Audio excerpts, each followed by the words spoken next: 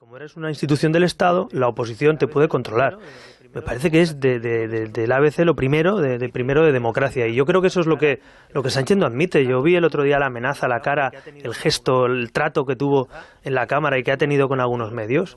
Y la verdad, si realmente estuvieras muy tranquilo y no pasa nada, pues serías tú el primero que quieres publicar tu tesis, porque es lo que suele pasar cuando alguien quiere divulgar algo, que es que lo cuenta, no lo esconde.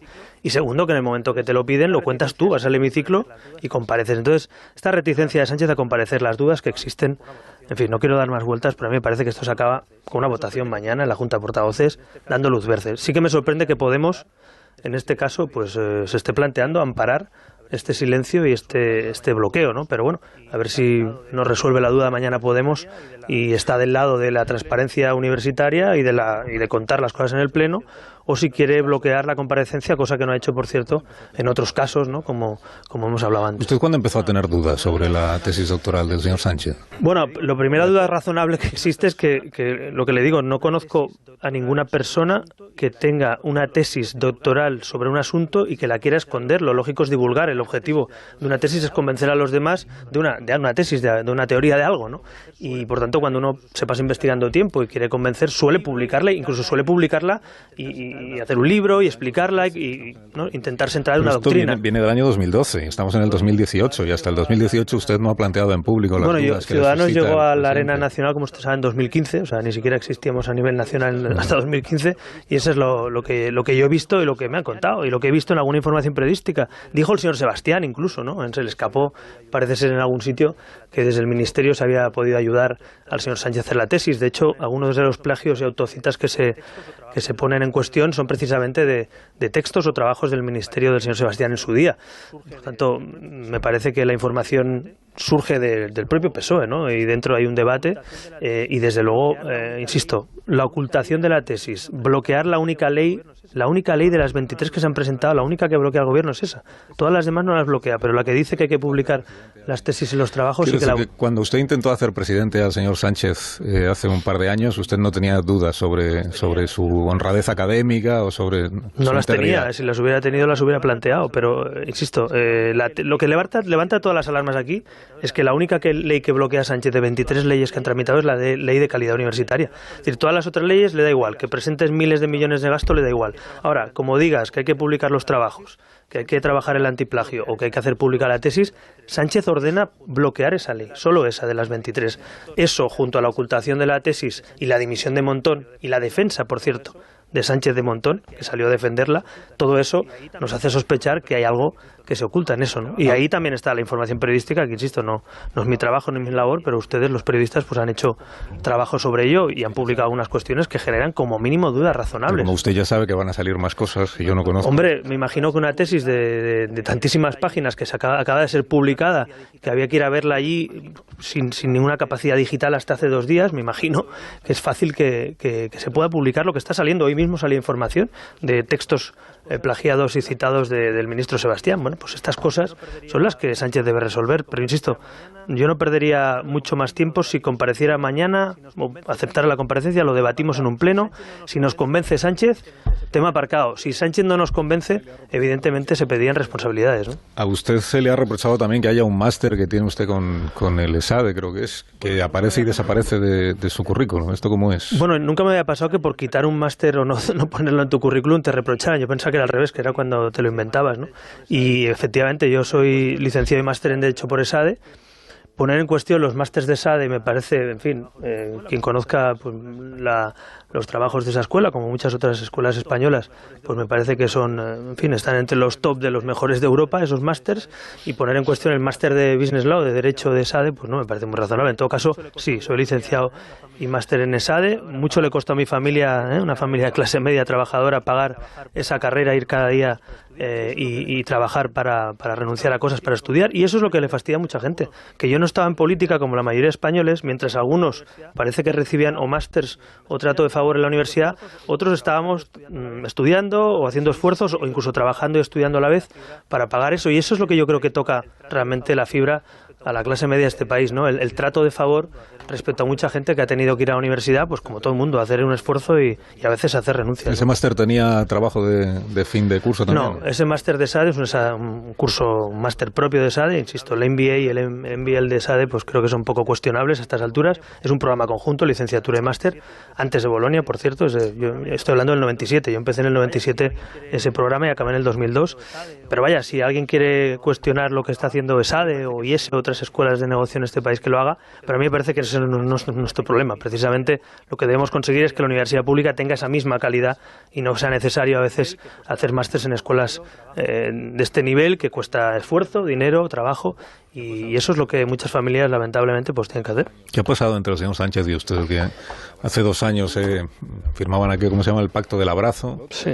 Hablaban muy bien el uno del otro, de lo que representaban políticamente y de lo que podían suponer para España, y 2 años después ustedes tienen una pésima relación, esa es la impresión que tenemos, no se hablan, no se... Bueno, en primer lugar ha pasado que Sánchez ha pactado con los que quieren liquidar este país, y yo nací políticamente, Ciudadanos nací políticamente para defender la unión y la igualdad de los españoles, y a mí ese acuerdo de Sánchez con Torra, que nos llama bestias taradas, que toma decisiones arbitrarias en Cataluña, que no cumple las sentencias, que está partiendo la sociedad catalana de la que formo parte, a mí eso me duele, más allá de la política. O sea, a mí me parece muy, muy fuerte que Sánchez nos diga a Ciudadanos que somos como los comités separatistas, ¿no? O sea, diga, perdone, ¿usted sabe lo que es estar hoy en Cataluña defendiendo como el juez de Arena o como muchos fiscales, policías, concejales de Ciudadanos, del PSC, del PP?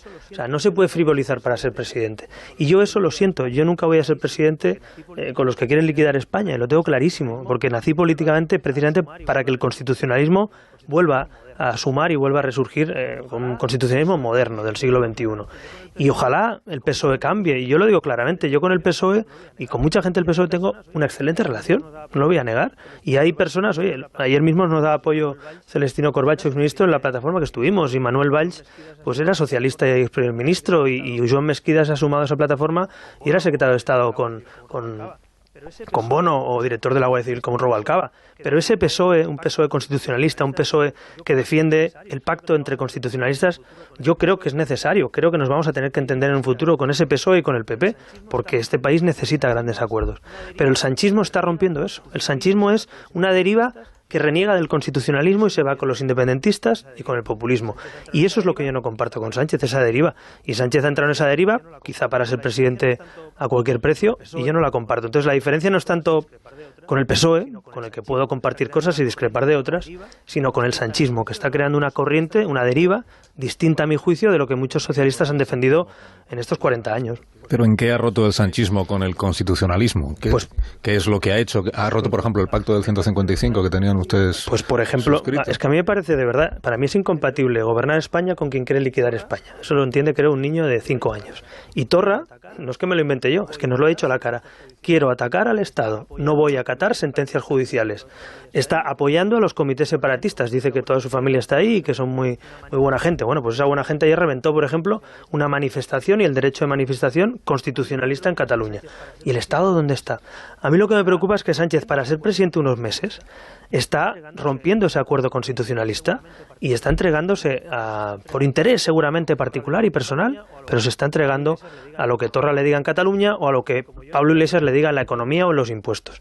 Y como yo no creo en una economía podemizada y tampoco creo en un Estado que se pueda liquidar o pactar con los que lo quieren liquidar, pues eso es lo que se ha roto. Ojalá no se hubiera roto, ojalá estuviéramos sentados en una mesa Sánchez, Casado y yo, y el PP, el PSOE y Ciudadanos, para ver qué hacemos en Cataluña con lo que está pasando.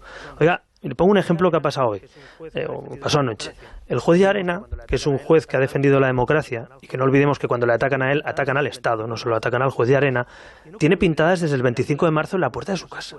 Yo no quiero vivir en un país donde a alguien le amenazan de muerte por ser juez, y ni un solo gobernante mueve un dedo para limpiar las amenazas. Anoche fueron unos jóvenes voluntarios a limpiar las amenazas de la casa del juez de Arena.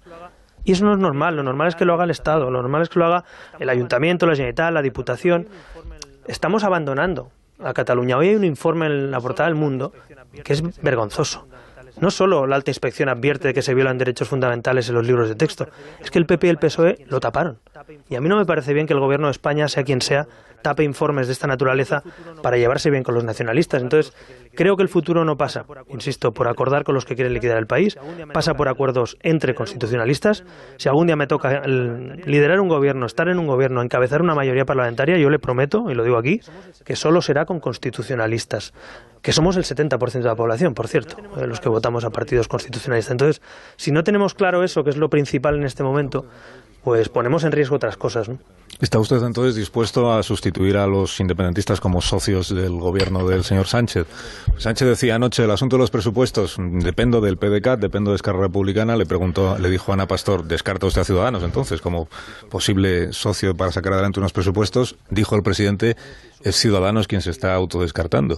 Hombre, si subes los impuestos y confiscas el IRPF como pretende Podemos y le das a Torra naturaleza de casi de jefe de Estado en la Moncloa. Usted no quiere ni sentarse a hablar de presupuestos con Sánchez. Yo me sentaría dos cosas. Primero, si tuviéramos mayoría, que no la tenemos, que es fundamental, es un pequeño detalle, o sea, Ciudadanos y el PSOE no tienen mayoría para sacar los presupuestos. Y segundo, me sentaría si Sánchez rompiera con el separatismo y con el populismo y se sentara con los constitucionalistas. Pero yo no vi a Sánchez muy convencido ayer, todo lo contrario. Ahora resulta que el adversario es Ciudadanos y el aliado es Torra. Pues yo lo veo al revés. Yo creo que Ciudadanos y el PP, con nuestras diferencias cada uno, somos aliados naturales de futuro para gobernar España con el PSOE, con el PP. Es decir, creo que ahí está la geometría variable posible. Ahí está en esa mayoría. Ya veremos si es una mayoría entre Ciudadanos y el PSOE, Ciudadanos y el PP, el PSOE, Ciudadanos y el PP.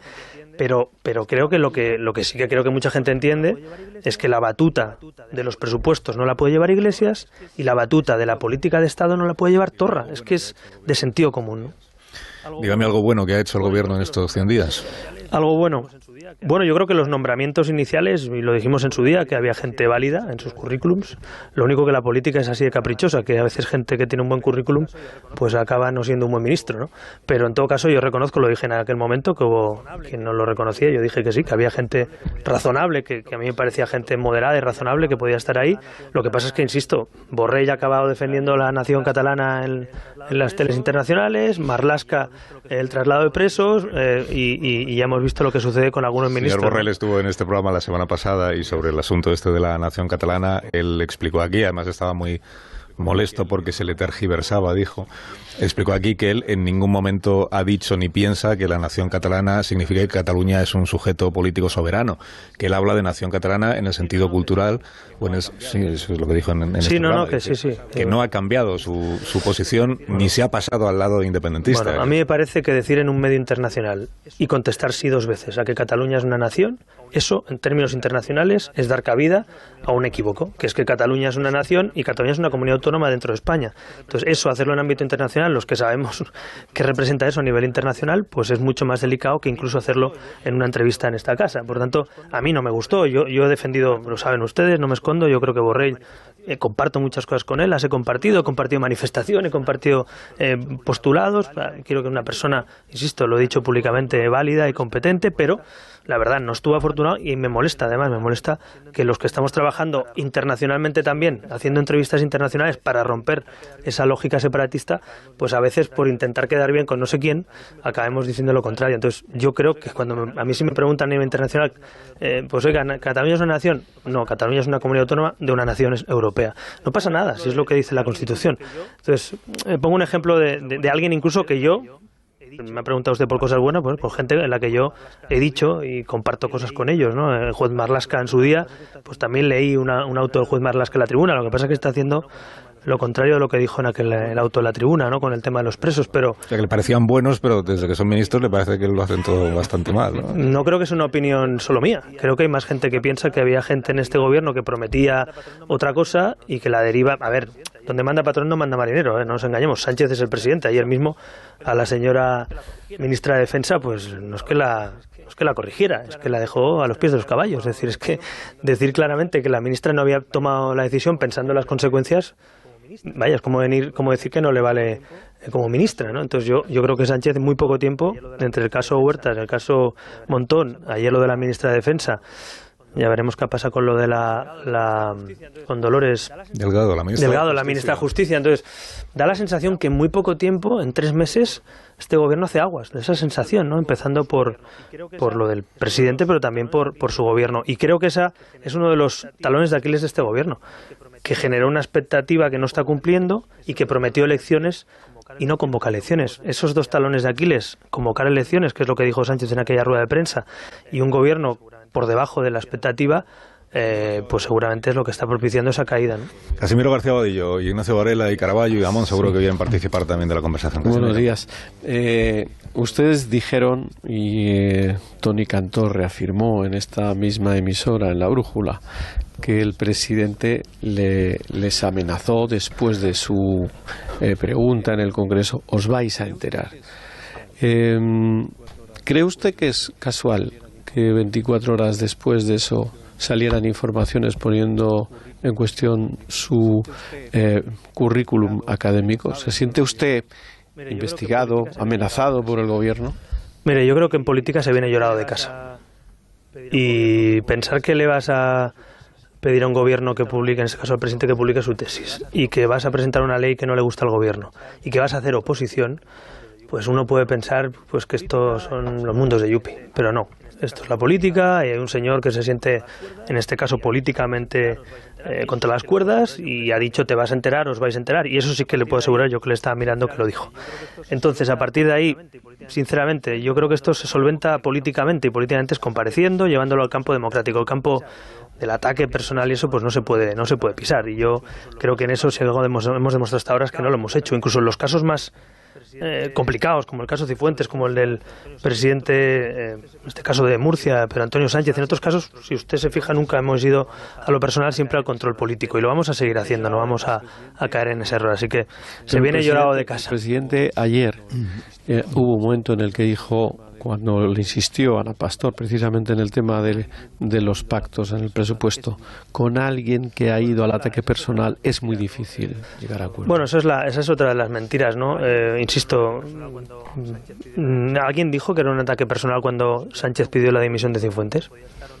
Pues simplemente era un control político de alguien que podía estar o no mintiendo en su formación, en este caso en la obtención de un título universitario. Estamos ante una cosa con diferencias, digamos, en términos personales de en qué momento y quién es quién, pero estamos hablando del control a un gobierno.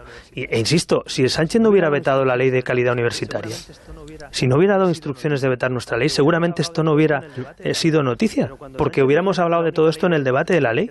Pero cuando Sánchez ordena que la única ley de 23 leyes que se tramitan se paralice esta ley, cuando además dimite Montón por lo mismo y él sale a defenderle y además no publica la tesis, ahí es donde se genera el problema. Así que yo creo que esa ley hay que tramitarla. Es una ley de verdad, más allá de Ciudadanos, creo que es buena, y es bueno que se ponga fin a todo esto con una ley que clarifique, que aclare en qué términos hay que hacer públicos esos documentos, cómo se tiene que comportar, obligar ese software antiplagio, separar la universidad de la política. Yo he visto cosas que se cuentan estos días que los que no hemos estado en política cuando estamos en la universidad alucinamos. O sea, que realmente tú vayas a un sitio y te convaliden asignaturas, no tengas por qué participar a ir a clase, no tengas trabajos y te den un título universitario. La gente normal que nos está escuchando no lo tiene, le cuesta dinero, le cuesta esfuerzo, trabajan y se forman a la vez. Entonces, ese es el problema, que estamos poniendo en jaque la credibilidad de la vida pública, la universidad y de la educación, que para mí es un pilar fundamental del Estado. Ignacio. Sí, en la entrevista de ayer, el presidente del gobierno dijo, para explicar su no convocatoria de elecciones, que él solo se había comprometido a convocarlas vinculándolo a un acuerdo a que Ciudadanos apoyara la moción de censura. No es eso lo que yo recuerdo de su discurso, pero es verdad que lo dijo y me gustaría saber su opinión sobre eso, porque es cierto que mucha gente no terminó de comprender bien la posición de Ciudadanos, sobre todo el hecho de votar en contra de la moción de censura. Y luego me interesa mucho su postura respecto al tema de Arabia Saudí, pero respecto al fondo del problema. Es decir, si usted hubiera sido presidente del gobierno, ¿habría hecho esa venta de armas? Y segundo, como ayer el presidente del gobierno dijo que no era asunto suyo el uso que se le diera a esas armas, ¿usted habría puesto alguna limitación al uso de esas armas? En cuanto a lo primero, bueno, en primer lugar, lo que dijo ayer Sánchez efectivamente es contrario a lo que dijo en la rueda de prensa que hizo. Él dijo, le preguntó a un periodista, ¿va usted a convocar elecciones? Entonces dice, inmediatamente. Creo que fue la palabra o... Cuanto antes. Cuanto antes fue la palabra concreta. Cuanto antes. Lo recordamos todos ese vídeo y así lo dijo. Por tanto, si dijo cuanto antes y ya tenía mayoría, es evidente que no dependía de Ciudadanos. Segundo, nosotros con el PSOE no teníamos mayoría para hacer la moción, con lo cual es evidente que con nosotros no iba.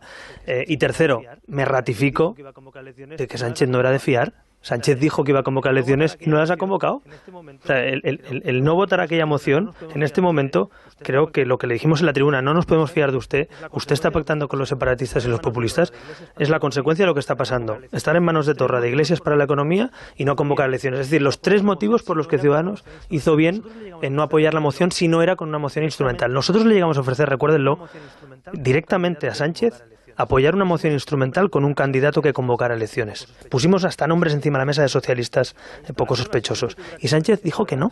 Entonces, ahí está la prueba. Si Sánchez hubiera querido elecciones de verdad, las hubiéramos encontrado la manera para intentar sumar incluso con otros partidos. Pero, en fin, creo que aquello está pasado. Creo que es un error seguir esta legislatura. Esta legislatura está en los minutos de descuento.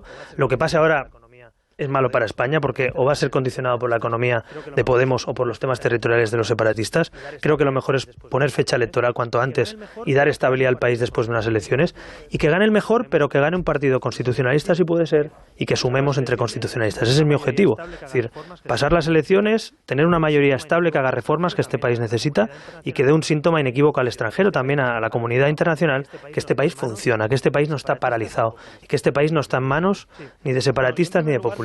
Las bombas de Arabia Saudí. Sí. Bueno, yo en primer lugar lo digo así de claro. Yo un contrato aprobado por la administración pública recién llegado a un gobierno no lo hubiera roto.